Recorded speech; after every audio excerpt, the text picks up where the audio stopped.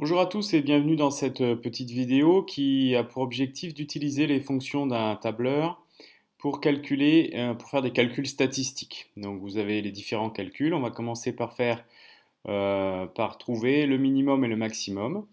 Ici, les valeurs statistiques que j'ai pris comme exemple, ce sont le relevé de notes de 100 candidats, donc ce sont des notes sur 20.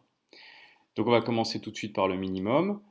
Donc ici, toutes les fonctions doivent commencer par le signe égal. Donc il suffit de taper la fonction min et vous avez ici, ça apparaît là, ici. Donc soit vous allez euh, ici chercher les différentes fonctions et vous avez ici la fonction minimum. Soit vous tapez, vous connaissez un petit peu le début de la fonction et vous appuyez sur entrée une fois que l'incrustation ici s'est produite. Alors voilà, évidemment, j'ai fait une mauvaise manipulation. Voilà.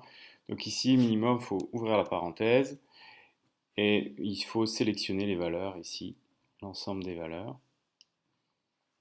Fermer la parenthèse et on obtient la valeur minimale. Ici, la valeur minimale, c'est 6. Ensuite, la valeur, alors vous allez voir, mais les valeurs risquent de changer parce que j'ai généré l'ensemble des valeurs. Donc à chaque fois que je vais appuyer sur Entrée, les valeurs vont changer, mais ça n'a pas vraiment d'importance. On va faire la même chose pour le maximum. Donc là, je vais faire différemment. Je vais utiliser la fonction max ici et je vais sélectionner l'ensemble des valeurs. Note maximale est 16.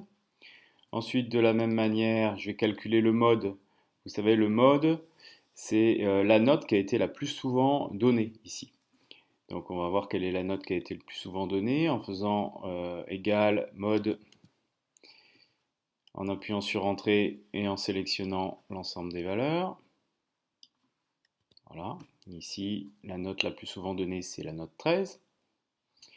Ensuite, on va calculer la moyenne des notes. Donc ça, il suffit d'utiliser la formule moyenne.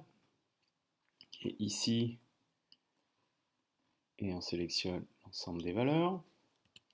Donc une moyenne de 11,92. La note médiane qui est la note qui partage euh, l'effectif en deux parties, 50% en dessous et 50% au-dessus. Donc ici, on va utiliser la fonction médiane, donc égale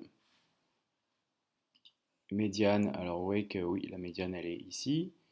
Donc à nouveau, je sélectionne mes valeurs. La note médiane est 12.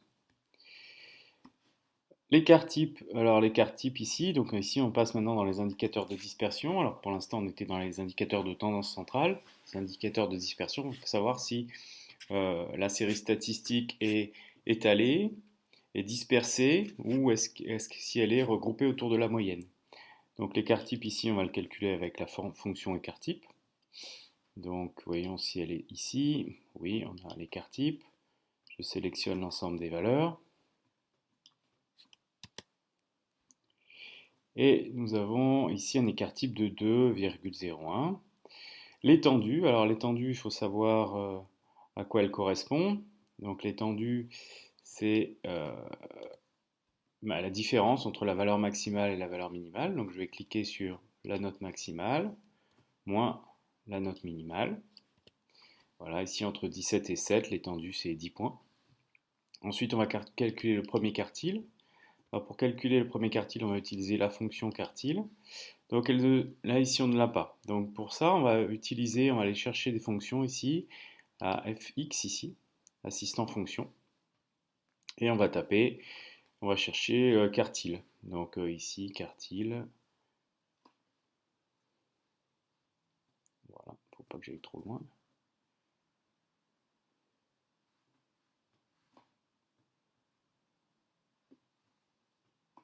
Voilà, PQ. Voilà, on a quartile ici. Donc ici, il faut sélectionner les données, et mettre le type. Alors le type, en fait, c'est le numéro du quartile. Si on cherche le premier quartile, il faut mettre 1. Si on cherche le troisième quartile, il faut mettre 3. Donc ici, voilà, je vais double-cliquer sur quartile. Je vais sélectionner l'ensemble des valeurs. Voilà. Et je vais mettre le type, c'est le quartile 1. Voilà, je tape sur OK. Là, on a le premier quartile qui correspond à 11. On va faire la même chose pour le troisième quartile. Donc le troisième quartile, je vais réutiliser la fonction quartile qui est ici. Voilà. Je vais sélectionner mes valeurs et je vais rajouter le type, c'est-à-dire le quartile 3 avec un point virgule. Voilà, le troisième quartile correspond à la note 13. Et l'écart interquartile, pardon, je vais le mettre ici, c'est l'écart entre le troisième quartile et le deuxième quartile. Et le premier quartile, pardon. Donc on a un écart de 3 points. Donc vous avez vu que mes valeurs ont évolué pendant la démonstration, pendant la vidéo, mais c'est juste parce que j'ai généré les données grâce à une fonction aussi, et donc du coup à chaque fois que j'appuie sur Entrée, j'obtiens de nouvelles fonctions, et donc j'obtiens de nouveaux résultats pour les calculs statistiques. Mais vous avez vu la méthode, vous avez vu la façon de faire pour calculer toutes ces données statistiques, en tout cas pour calculer tous ces indicateurs, les indicateurs de tendance centrale, les indicateurs de dispersion. Et maintenant, il faut savoir un peu à quoi il correspond et quelle est la signification de tous ces indicateurs, et ce sera l'objet d'une autre vidéo. Voilà, je vous remercie, à très bientôt. Au revoir. Retrouvez l'ensemble des vidéos sur la chaîne YouTube ou sur www.cinemat.fr.